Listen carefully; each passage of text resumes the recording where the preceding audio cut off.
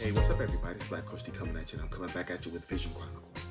So in the last video, I talked about my sophomore year and being able to finish that year and going into the summer, getting my driver's license. And so now enters my junior year.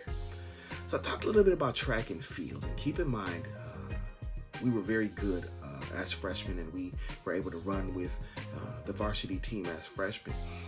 But it wasn't until I was a coach and I began to coach athletes, and I actually wrote about this, and I got an epiphany when I was writing, and I want to tie some knots and connect some dots here. Keep in mind, track was one of the things I looked very forward to. And one of the things that happened my junior year is that I ended up with an injury, and I had a decision to make at that moment. And what I realized as I got older is that my body was beat up so much as a freshman and sophomore because we were running really against grown men. We were running against 17 and 18-year-olds, and we could keep up with them, and some of them we beat. But it did a number on my body, and I had this devastating pain in the back of my knee, and I had to end up making a decision on whether or not I was going to finish. And the doctors basically said that you can risk it and go ahead and run and hurt yourself for forever, or you could take the year off, get some rest, and then come back your senior year and do some things. And so what I can say is that I ended up taking my sophomore year off, going into my junior year, and so when I came back as a junior, it was my best year, and I'm telling you, I came back on a vengeance. So let me clarify that. So it was my sophomore year, into my sophomore year when that happened. And like I said, the highlight was obviously getting my license and being able to do some things, but I had to make that decision. I wasn't a quitter. I remember my mom giving me this long speech about quitting. She talked about how she had quit a lot of things in life. She wasn't gonna let me quit, and I had to explain how I was really in pain because I wasn't the type to give up. I always had a high tolerance of pain and it was just devastating. But like I said, the doctors gave me that ultimatum. Anyway, I decided not to run. It was the best decision I could make because I came back and I killed it my junior year. I did a lot of work off season. I decided to work with one of our mid-distance guys, and he was a very, very good runner. And I pushed myself every day in practice with him, and I just dominated. And I had trophies and things to show for that year. Alongside of that junior year experience, as far as what was going on the track, I also had to face the reality of now colleges is a very, very real thing and very prevalent thing. And I had to have a talk with my counselors and tell them, like, listen, I need you guys to have me college ready. And, after a lot of fighting back and forth, they began to really, really focus me in on classes that would get me where I needed to get to. But keep in mind, my math was delayed. And I was delayed all the way up until my senior year. But that junior year experience was amazing. Like I said, I did very well in track. This is a time where life is really, really happening. At this moment, I'm already working, and I didn't mention this in my other videos, but I started working at 14, doing things at the Pontiac Silverdome. Then 15, I had my first job at a restaurant, and by my junior year, I was working for Red Lobster. And once a month, keep in mind, I am as resilient as could be.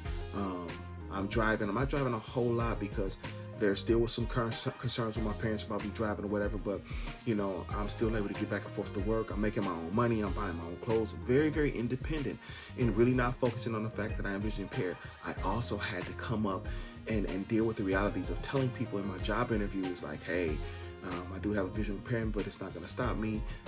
There's a word again, I'm resilient. If you train me, I guarantee I'll be an asset to this, whatever job it was. And that worked well for me. And I got to say this. And so this is going into my senior year. I'll never forget, I had a couple things happen that taught me a life lesson. The number one thing is I was very, very committed to my church and youth group, and we would take a trip to a local amusement park every year. And I did everything I was supposed to do at Red Lobster at this time. And I put in my time like 2 or 3 months in advance. And when it came down to it, they had scheduled me. So I was like, I went to my manager, like, listen, I asked for this time off. They said, yeah, well, we can't give it to you off. And I was like, okay, but I put my time well in. It's like, yeah, well, you can't get the time off, whatever. So that was the first time in life that I had to face a major decision. And I tell people to this day, I'm a man of principle. And a lot of this comes out of what I endured, how I was raised to be, and even the faith that I walk with. And after praying and talking to, leaders that I trusted, and even my mom, I decided that I was not going to go to work on that day, and I was going to go on my youth trip. My youth trip, I did everything I was supposed to do. Of course, I lost my job at that point, but it's okay because I ended up landing a job with Pizza Hut at that time. Kudos to Dan White, who was my hiring manager, and I'll never forget, we were in an interview and Dan was talking to me. And keep in mind, I talked to you guys about the wandering eye or whatever, and so I'm looking at him but not looking at him. Once again, that's one of those embarrassing moments and things, and I'll never get him saying, well, you know what, I think you'll be a really good asset if you get your confidence up. And I was like, excuse me?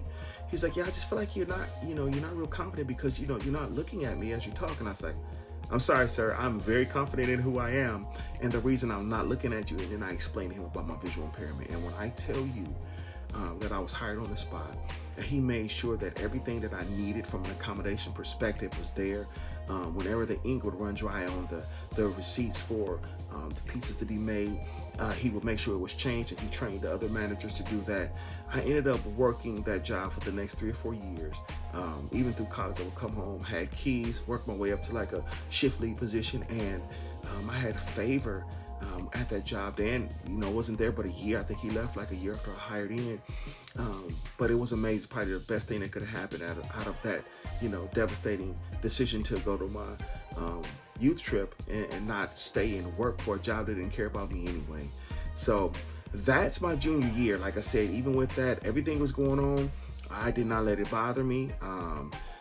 I always have walked around with life like, this cup that I have is half full. I'm going to look at life optimistically, and I'm going to be positive. And I never let it stop me from doing anything. Although it was a very real disability. It still is very real to this day, but I've never let it stop me. Because if I was to take an iota of a second of a thought about what I don't have, I wouldn't be where I am today. And so what I want to encourage you guys with before I leave today is this. Don't let anything stop you from reaching anything that you set your mind and your goals to attain. Life is going to happen. I say this all the time, but it's how you deal with what happens in life that is either going to make or break you.